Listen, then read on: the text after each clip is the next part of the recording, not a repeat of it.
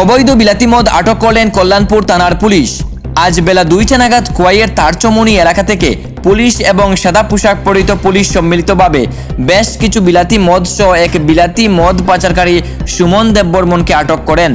মহিলা থানার sub inspector গোটা বিষয়টি নিয়ে জানান, অবৈধ বিলাতি মদ সহ এক ব্যক্তিকে আটক করেন।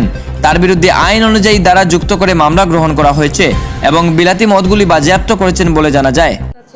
সিভিল টিমের পক্ষ থেকে খবর আসে যে একজন লোক ফরেন লিকার নিয়ে সেরে বাইরে দোকান থেকে, তো সেই মোতাবেক আমরা তার ইনফরমেশন পাওয়া মাত্রই আমরা ঘটনাস্থলে যাই, গিয়ে সেই ব্যক্তিকে আমরা আটক করতে সক্ষম হই। তো ওনার কাছ থেকে প্রায় 44 নোজ বিভিন্ন টাইপের ফরেন লিকার আমরা সিজ করি এবং ওনাকে অ্যারেস্ট করে থানায় নিয়ে আসি। বাজার মূল্য কীরকম হবে? ফরেন লিকারের আনুমানিক বাজার মূল্য 12 থেকে 13,000 টাকা হবে। যে নিয়েছে তার নাম কি? যে নিয়েছে তার নাম হচ্ছে সোমেন দেববর্মা। কীভাবে যাচ্ছিল? ও বাইকে করে নিয়ে যাচ্ছে। কোথায় তার সোমেন দেববর্মার বাড়ি কোথায়? সোমেন দেববর্মা রাধাকৃষ্ণ চৌপাড়া।